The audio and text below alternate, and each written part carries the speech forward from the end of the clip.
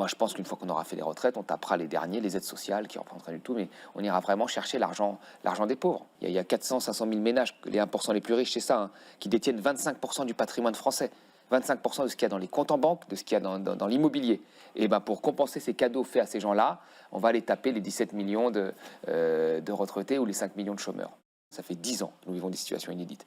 C'est-à-dire qu'on a vu la crise de 2008, puis après il y a eu la crise de la zone euro. On a eu le Covid, on a eu la guerre en Ukraine avec l'inflation qui arrive, on a eu 10 ans de crise structurelle, où rien n'était prévu. Comment voulez-vous aujourd'hui prendre au sérieux des prévisions à 30, 40, 50 ans? Enfin, il faut arrêter, quoi. Quand vous avez une réforme en économie, il faut toujours se poser cette question, à qui cela profite? Et moi, je pense que là-dedans, les fonds de pension se disent « Ah, c'est génial, parce que là, ça ouvre la voie à la capitalisation. » Quand les pensions publiques diminuent, ceux qui peuvent compenser par la capitalisation le font. Et ça existe déjà, hein, mais là, ça risque d'aller beaucoup plus loin. Macron, là, il se dit, moi, je vais faire mon taf pour mon quinquennat, montrer à Bruxelles que je fais bien les choses, montrer que je suis un réformateur, un peu à la Thatcher contre les miniers, il va être réformateur contre la France, tu vois, il va laisser cette image-là, c'est l'image qu'il veut laisser, de courage. Oui. Personne n'a eu le courage, lui, il a eu le courage de le faire.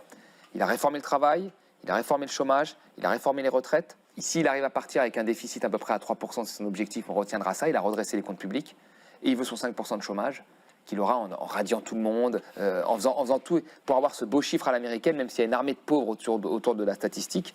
Il veut ça. Et là, il se dit, là, j'aurais marqué l'histoire. Il n'y a pas de lien entre dépenses publiques et dette publique. Je veux dire, c'est bien de le dire. Oui, l'Espagne, l'Italie ont des dépenses publiques plus faibles que nous et des dettes plus élevées que nous. Le Japon a une dépense publique plus faible que nous et une dette plus élevée que nous. Les États-Unis ont une dépense publique plus faible que nous, beaucoup plus faible, et une dette publique plus élevée. Donc, ce n'est pas parce qu'on a un modèle généreux qu'on a une forte dette publique. La zone euro, donc la monnaie unique, fait qu'aujourd'hui, la concurrence ne peut que se porter sur le travail. Voilà. Donc c'est eux la variable d'ajustement. À partir du moment où c'est eux la variable d'ajustement, qu'est-ce qu'il faut faire? Il faut faire la réforme du marché de l'emploi, flexibiliser le marché de l'emploi, etc. etc. Donc vous voyez, le système amène à ce type de politique. Mais après, il y a beaucoup de gens qui sont persuadés que c'est la politique à mener, et zone euro ou pas zone euro, ou marché unique ou pas marché unique, il l'amènerait.